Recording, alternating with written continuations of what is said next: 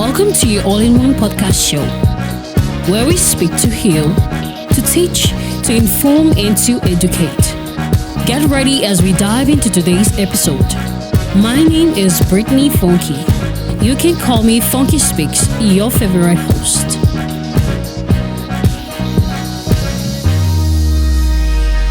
Hello and welcome everyone to the All-in-One podcast show with Britney Fonki. It's exciting here and I'm so thrilled because I have someone very special. And before I introduce my amazing guest, we are at episode 9. Make sure to subscribe to our YouTube channel if you haven't, and also do well to share to others to listen and also watch what's going to be happening here.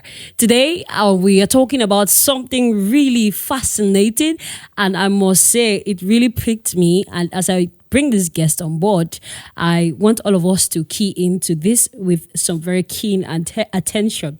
Ladies and gentlemen, I welcome Linjo Nelson, also called Impact Linjo. He is a certified worship leader, a transformational leader, a certified public speaker, a youth and children's coach, with over a decade of experience serving children or serving individuals, families, and institutions. He is also a dedicated entrepreneur, a technician in building and construction, and an author, I promise you, and many, many more. Ladies and gentlemen, help me make welcome Mr. Linjo Nelson. Sir, you're welcome. How are you today? I'm doing fine, and it's a pleasure to be here. Thank you very much. You know, today we are going to be going through his book, because he recently dropped a book, and this book is, I say, it's world class. It's called Parent-Child Relationship, and that will be the topic of our episode this season. It's Parent-Child Relationship. Let's talk about that. Sir, you know, when I saw this post on Facebook about you launching the book, I was so thrilled. What will really inspire you to talk about or write about parent-child relationships? Can you just tell us a little bit about what was the inspiration behind this book? Once again, thank you very much. Parent-child relationship is a heartbeat to me.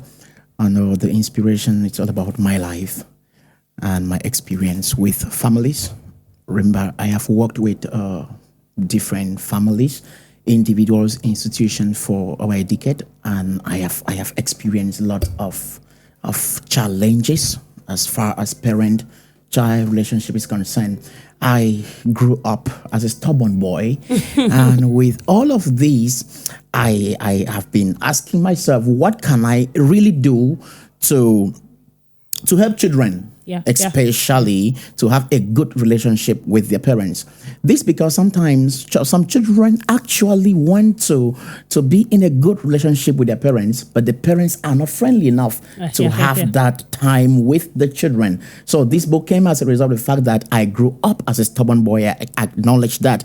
But today I'm proud to say I'm no longer a stubborn boy. Stubbornness has been transformed to inspiration, and it is helping a lot of people out there. So growing up as a stubborn boy, I did not have a good relationship with my parents at all. At all, I did not. And this because sometimes parents are too busy. Oh, all right. Before we go into this, you know, I'm so stunned for you to emphasize about you being stubborn. Mm-hmm. You know, some of us children who always expect our parents to give us that attention. You know, growing up in an African society also makes it more difficult. It is very easy. It's most likely that European parents will be more friendly to their parents. I was even watching a post, and Jennifer Hudson, she had a guest and she spoke about, the guest said parents should not be friends with their children, but they can be friendly, but they should not be friends. So I was really actually disturbed. But before this podcast came into play, I read through the book and I saw some chapters which you really struck on communication. You know, growing up in this society, African society too. What about communication? You know, communication, they say, is the lifeblood of every relationship. But then how do we navigate through this one that our parents do not really want us to communicate, that feeling that we have in mind? So tell us a little bit about that you wrote. You know, everybody's busy. I acknowledge that. And I want to congratulate parents, because parenting is a job on its own. Yeah. And being a parent is not a day job. Yeah. You know, I was talking to one of my fathers. He just had his first baby. and he was telling me how challenging it is. The transition from a single father to a single man to a father is something different. Communication is the key to every relationship. I earlier said parents are busy. I understand we're in Africa and they are out there to fetch for food. They are out there to fetch for money, to pay house rent, to send children to school and all of that. But one thing I believe is this: spending time with your children is more impactful, is more better than spending money on your children. Yes. Of course, money is very important to the growth of the children. But now, 2 minutes of your time daily with your son, with your daughter, makes a lot of sense. That's true. 2 minutes of communication with your children changes a lot of things. Yeah. Because who you give your attention to determines what returns back to you. Everybody's busy, like I said, but what you value, you make out time for that thing. Yes. All right. What you value, you will make out time for it, no matter how charged, no matter how busy you are. So communication between parents and children is just very important. A lot to say on this, but it's just very, very important. So if there's one thing I'm keen in here is 2 minutes of your time daily with your children will create a lot of impact in that child's life. So parents should just spend at least 2 minutes with us daily. So they should know what is actually going on in our minds and our lives, most importantly. But how can we communicate with our parents? We are scared. We are in an African society. But you go to your father or mother, like, Mommy, I want to tell you this thing. I want to tell her, like, come on. Like, you even feel like the autocratic leadership system is implemented in our homes. Yeah. You feel like you are in a terrorizing home just because of the system. So how do we communicate with our parents? Some children have gone wayward because they did not have the opportunity to communicate with their parents. Their parents did not give them that opportunity to even express themselves. But now there is a way children can actually communicate with their parents. One of the reasons why children most at times are afraid is because they are stubborn. And the moment you're stubborn, the moment you're not in right standing with your parents, you won't have the courage to go closer to them. Yeah. But the moment you strive, the moment you try to be in good standing with them, you find it easy going closer to them. Fathers in Africa, we have some children that they are seated in the parlor. Once the father is coming back and they hear just the horn of the car, everybody sleeps automatically. They are in the room sleeping already as if this is because there is no space for them to even sit. You dramatize it. To even sit one-on-one with their parents. You see, I wanted to do a kind of a demonstration on how parents behave in Africa sometimes. Yeah. Because now, if I have a son beside me and that child comes to hug me. To some parents, it's a taboo. To some parents, it's strange. Feel odd, like it is strange to them. But what are we saying? We are simply saying that children should be able to should do their best to make their parents proud. One of my books, the very first book I wrote was Making Your Parents Proud, or How to Make Your Parents Proud. And this book has just a lot of insight helping children on how to communicate with their parents. You see, if children are able to create a relationship with their parents, they'll be able to communicate to them freely. I always say parent and children should be very close. Everything starts from the family. And if the family is not good, truth is that the society is bad as well, because the society is the reflection of the family. Sure. And if we are not friends, if we are not living in unity, in harmony in the family, let's not expect the society to be good. So children should make sure that they are not stubborn. Because I, for one, the reason why I could not go closer to my father, closer to my mother, it was because of the way I was living my life. All right? Because I was not obedient. I was very stubborn. How I wish there was another word to use to replace this. But did you know the cause of your stubbornness? Yes, I do. What was the cause of the stubbornness? One, the cost of my stubbornness was my environment. Okay, you grew up in an environment that was toxic. My environment, yeah. Okay. Because when I talk of environment here, I mean the things around me, the people around me. Because at the age of 12, I was selling in a bar. And I was selling in between 7 p.m. and 12 midnight. Yeah. All right. I did an arrangement with this person, with the owner of the bar, to be selling at that time, and he accepted. He was, of course, a grown-up person. If he was somebody who understands the importance of children being with their parents, he could have advised me not to do that. But I was selling from this time. It is not normal. It was not normal.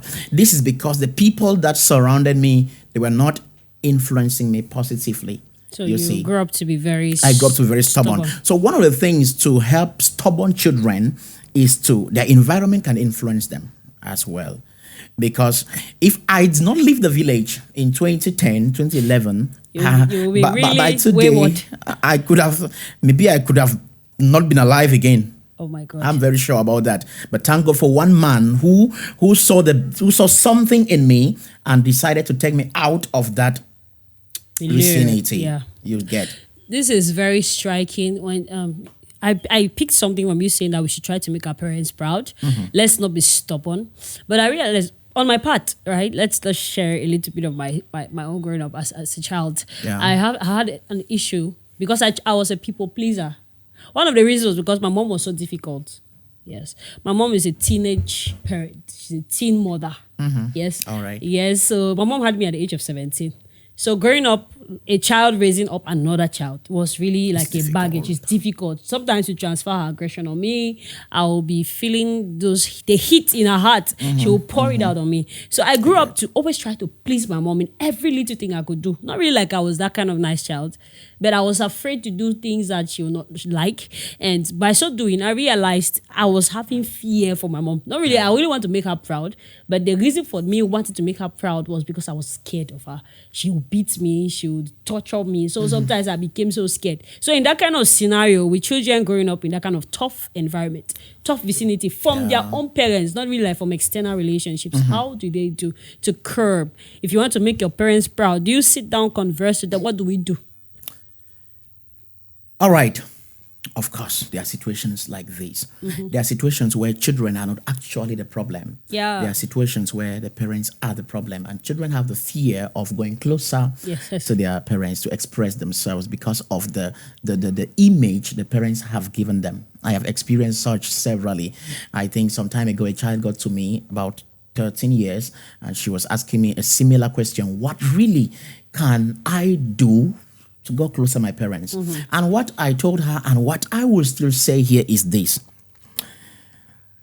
In the book, Parent, I Must Make My Parents Proud, one of the points I emphasize there is, the Bible says, train up a child in the way he should grow. Yeah. And when he is old, he will not depart from it. In the same Bible, the Bible says in Ephesians 6 verse 1, children, obey your parents in the Lord, for this is right. For this is right. So what can you as a child really do when your parents are giving you a kind of scary environment? Scenario, you're unable to go closer to them.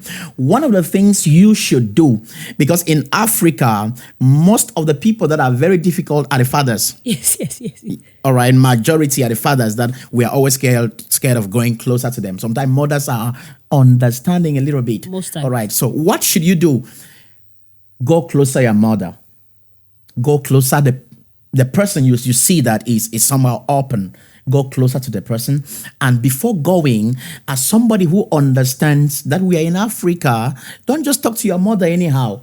Because sometimes we as the children, we have something to say, but the way we say it spoils everything. And that's what you spoke in your book about social media. Yeah. The impact of social media in the relationship between parent and child.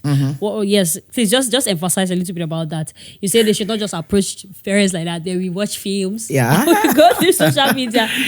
Sometimes children today, they have an issue, and instead of them relating to their parents directly, they post on the social media. All right? Yes. They lay their problems, but on the social media, which is a big problem. And this is because the parents haven't given them the opportunity to come closer to them. So, quickly, what you should do as a child. First, make sure you're striving, make sure you're doing your best to make them proud. That's the first thing. Because God is not a confused person. When God sees your heart, He comes closer to you and he helps you out in everything. God is capable of capturing the heart of your mother for your sake.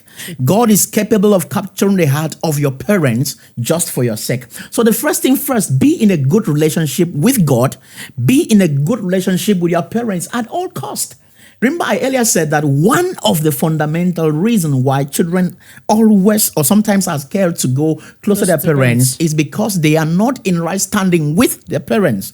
So children should do their best to be in a good relationship with their parents. And by so doing, I'm talking out of experience now.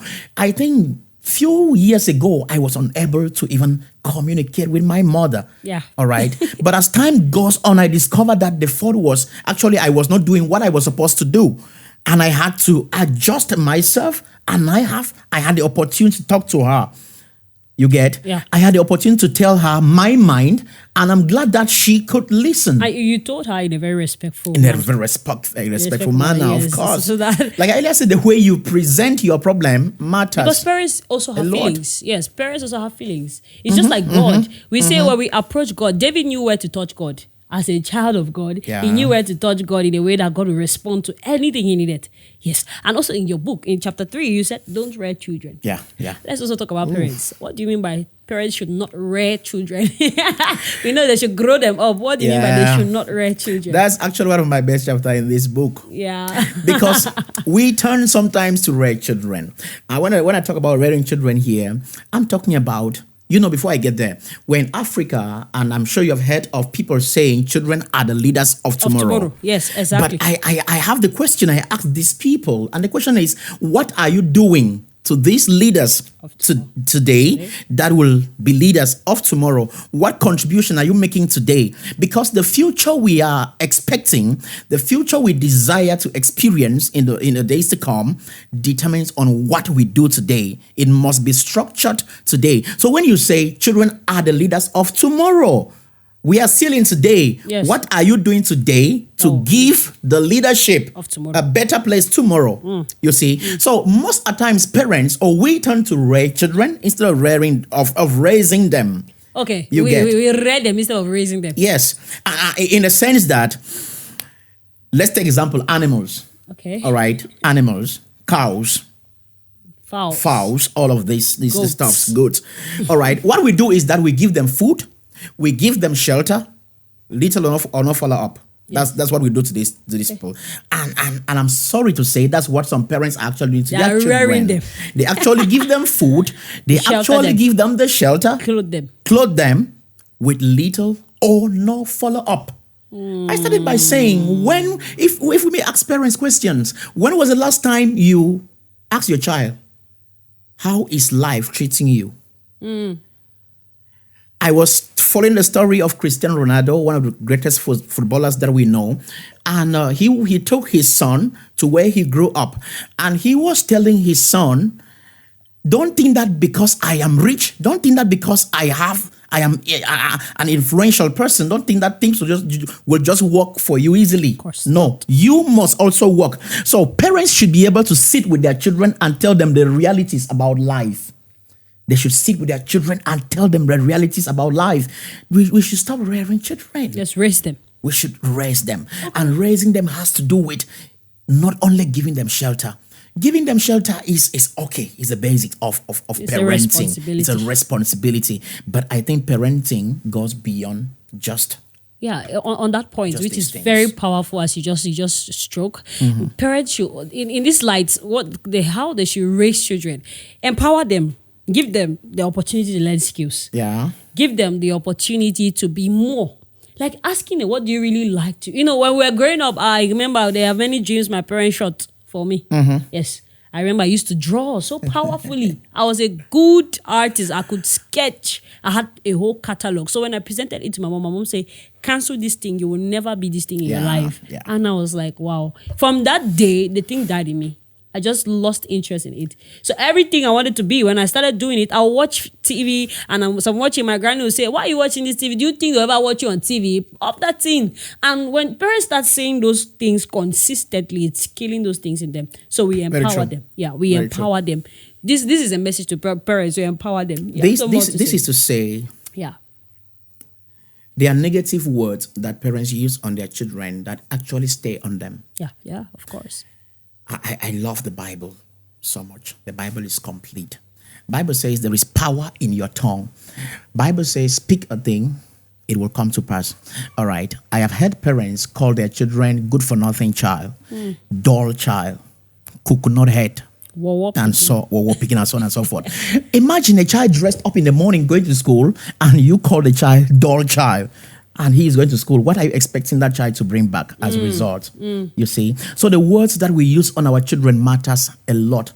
I know that sometimes children can give headache to the point that parents will speak before realizing. Of course, you see? of course. I am not a parent per se, all right? I don't have a biological child of mine, but I have parented a lot of children, and sometimes I'm moved to speak some kind of words to these children that I will regret later on.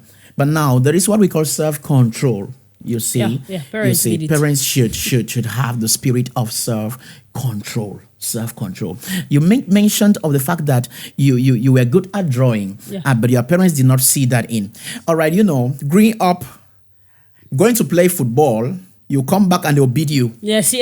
All right, you come out, they'll beat you. Today, but doing research some weeks ago, I discovered that most parents nowadays want to send their children to become footballers. Because of because of the money they are seeing behind the stuff. Yes. All right. So what am I bringing this? If some of our parents had this vision years ago, some of us could have been great footballers today as well. And the family would be good. And the family will be good. So parents should spend time with their children. While spending time with them, they'll discover potentials in them. They should build it. All right, the Bible says, I quoted the scripture earlier, train up a child in the way he should grow. The way he should grow. This scripture doesn't just mean that it is being interpreted in different ways. One of the interpretations here can be parents should help their children discover purpose. Oh, yes. You see, yes. That is one of the ways to train them in the way they should grow. Because a life without purpose is meaningless. All right. Many people in our generation are existing and not living. And this is because the sense of purpose is not there. So the more you spend time with your children, there are things you discover in the child that the child himself knew nothing about, and you're able to groom that child. You are able to build that child around that skill you have discovered. Oh my God, there's just a lot Mr. Impact has for us, like too much. The book alone is a very enriching book. I am getting one, I think, after this, I will. And I think all of us should get it. Parent-child relationship. You can also check him out on Facebook. I think it's Impact Linjo. Yeah. Yes, you can get him there and also contact him to get the book. In chapter 6, he says we should stop comparing our children or comparing your children to other children.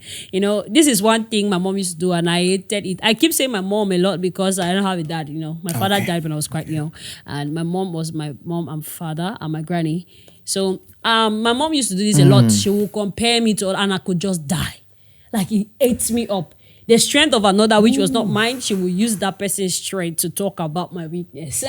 And that killed me. I realized I was constantly struggling.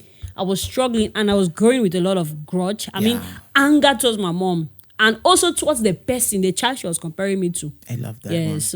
So tell us a little bit about that, chapter 6 of it. Let's know. From the way you're talking, it's as if you've gone through The book. the chapter, especially very much. Every child is unique. Yes. And parents should understand this. Let me start from the area of beating children. Beating children is not the only way to discipline them.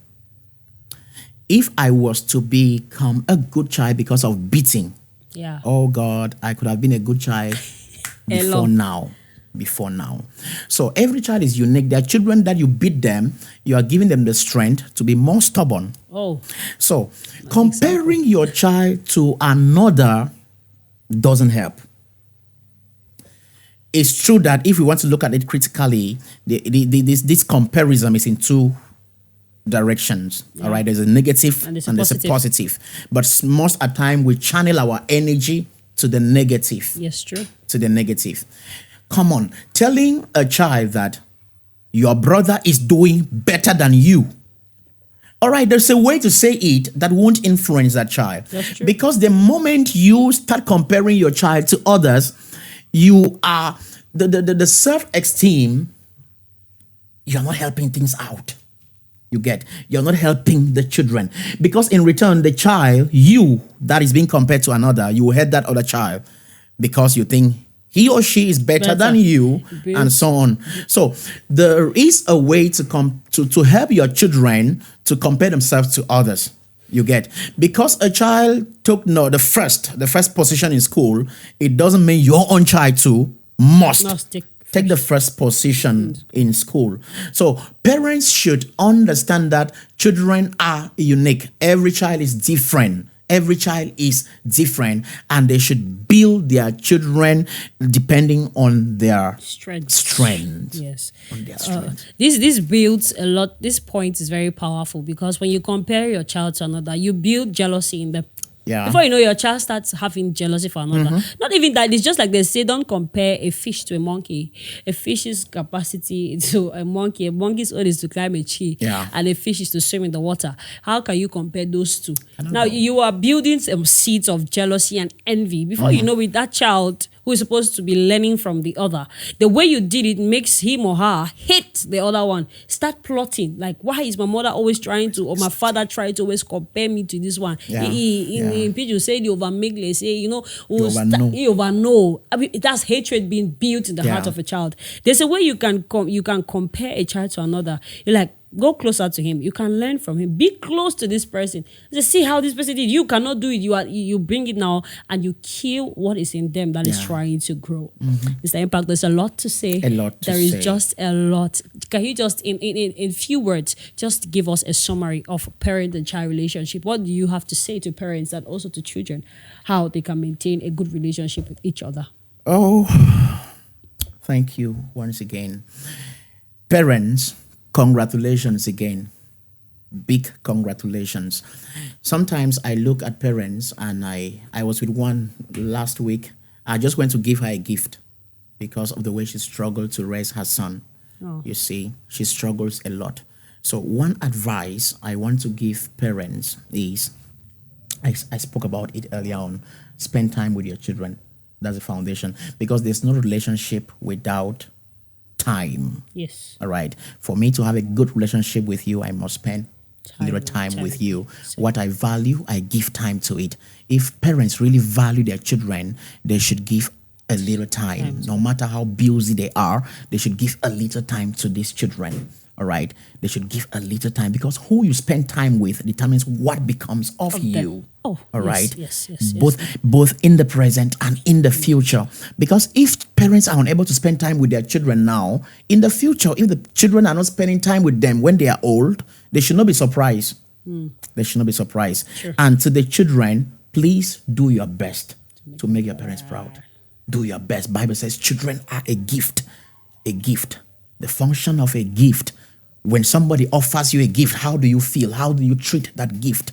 All right. I always say God sat in heaven someday and he said the Linjo's family needed a gift, and God sent me to the family. So I, as the gift, I should be able to bring joy to my parents.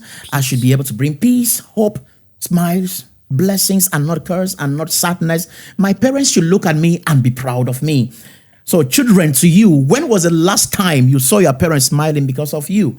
You know, it is good to see your parents smiling, but it is better and even best seeing them smiling because of you. So, that's a seed. Good time here. Thank you very much. Thank you, Mr. Impact. Linjo is a well of knowledge, a well of wisdom, a well of inspiration. You know, this is going to go on and on to the different generations, parent-child relationships. And also, he has written other books. The key one he has been talking a lot about is I Must Make My Parents Proud. And Impact is a Choice, Remarkable Principles to Becoming a Change Agent into Your Generation.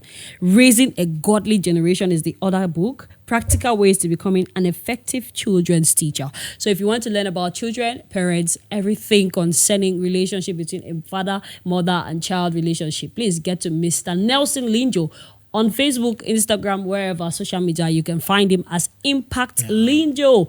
Thank you all so much for queuing into this session and this episode. It's been really amazing. It's been inspirational. It's been educative because I have found myself learning a lot from the way I came. Thank you, Mr. Impact. The Thank you pleasure is so mine. much. And to all our listeners and to all our viewers, thank you so much. Please don't forget to subscribe and we will see you in the next episode. We hope you learned something new that will help you at one point in life. Please do us a favor by sharing this episode with your friends and follow us on all social media platforms as Britney Fonki. From us to you. See you in the next episode. Bye.